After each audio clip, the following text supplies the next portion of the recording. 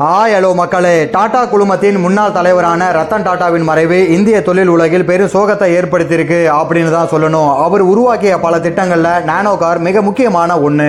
இந்த காரை எப்படி எதுக்காக உருவாக்குனாரு அப்படிங்கிற உண்மை உங்களுக்கு தெரிஞ்சதுன்னா கண்டிப்பா ஷாக் ஆயிடுவீங்க. இந்தியாவில் கார் வாங்கணும் அப்படிங்கிறது இன்னும் பல குடும்பங்களுக்கு ஒரு கனவாவே இருக்கு.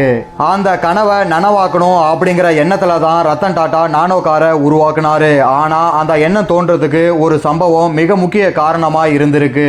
ரத்தன் டாடா இந்தியாவில் பல குடும்பங்கள் பைக்ல டிராவல் பண்றதை பார்த்து ரொம்பவே ஃபீல் பண்ணிருக்காரு. குறிப்பா சொல்லணும்னா ஒரு நாள் ரத்தன் டாடா மும்பையிலிருந்து வெளியூருக்கு கார்ல போயிட்டு இருந்தப்போ ஒரு குடும்பம் குற்ற மலையில பைக்ல டிராவல் பண்ணிட்டு இருந்திருக்காங்க. அதில் இருந்த குழந்தைகள் பெரியவங்களோட இடுப்புல உட்கார்ந்துக்கிட்டு பரிதாபமான நிலையில பைக்ல போயிட்டு இருந்தது அவரை ரொம்பவே பாதிச்சது. இதுதான் நானோ கார் உருவாகிறதுக்கு காரணமா அமைஞ்சிருக்கு. இந்த கார் சின்னதா இருந்தாலும் ஒரு குடும்பம் பைக்ல போறதை விட இதுல டிராவல் பண்ணும்போது பல மடங்கு பாதுகாப்பா போலாங்கிற நோக்கத்துல உருவாக்கப்பட்டிருக்கு. இந்த மாதிரி ஒரு காரை டாடா கம்பெனி தயாரிக்க போறாங்க அப்படிங்கிற நியூஸ் மற்ற கார் கம்பெனிக்காரங்களுக்கு தெரிஞ்சதும் இதெல்லாம் சாத்தியமே இல்லை, இவ்வளவு கம்மியான விலைக்கு ஒரு காரை தயாரிச்சு விற்கவே முடியாதுன்னு சொன்னாங்க. அவங்க மட்டும் இல்லைங்க, டாடா கம்பெனியில இருந்தவங்களே ரத்தன் டாடா கிட்ட நீங்க ரொம்ப பெரிய ரிஸ்க் எடுக்கிறீங்க, இந்த காஸ்டுக்கு ஒரு காரை தயாரிக்கிறது ஆகாத காரியம்னு சொல்லியிருக்காங்க. ஆனா ரத்தன் டாடா அதை பத்தி எல்லாம் யோசிக்காம அவர் மேல இருந்த நம்பிக்கையிலையும் நாட்டு மக்களோட பாதுகாப்புக்காகவும் அவரோட கனவு திட்டத்தை ஆரம்பிச்சாரு. அதன்படியே நானோ காரை வெற்றிகரமா தயாரிக்கவும் செஞ்சாரு. இந்த காரை 2008 உலகத்துக்கு அறிமுகப்படுத்தினாரு. ரொம்ப கம்மியான விலையில அறிமுகமான நானோ காரை பார்த்து உலகமே ஆச்சரியப்பட்டுச்சு. இந்தியாவில் 1 லட்சம் ரூபாய்க்கு ஒரு கார் அப்படிங்கிற புரட்சிகரமான விஷயத்தை நடத்தி காட்டினாரு ரத்தன் டாடா.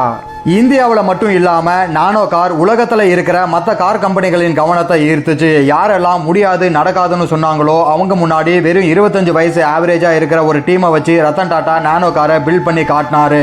இவ்வளோ கனவோட உருவாக்கப்பட்ட நானோ கார் ஃபெயிலியர் ஆச்சு. அது ஏன்னு ரத்தன் டாடா கிட்ட கேட்கும் போது எங்களோட சேல்ஸ் டீம் தப்பா விளம்பரப்படுத்திட்டாங்க, இதை சீப்பஸ்ட் கார்னு விளம்பரப்படுத்திட்டோம், மோஸ்ட் அஃபோர்டபுள் கார்னு தான் விளம்பரப்படுத்தி இருக்கணும்.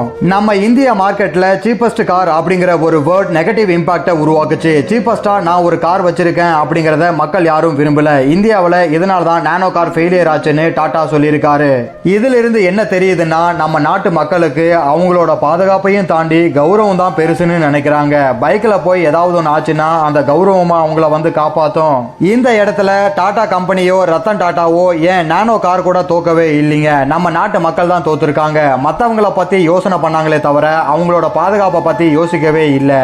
உங்களுக்கு ஏதாவது ஒண்ணுனா அந்த மத்தவங்க வந்து கண்டிப்பா உதவ மாட்டாங்க அப்படிங்கறத புரிஞ்சுக்கோங்க.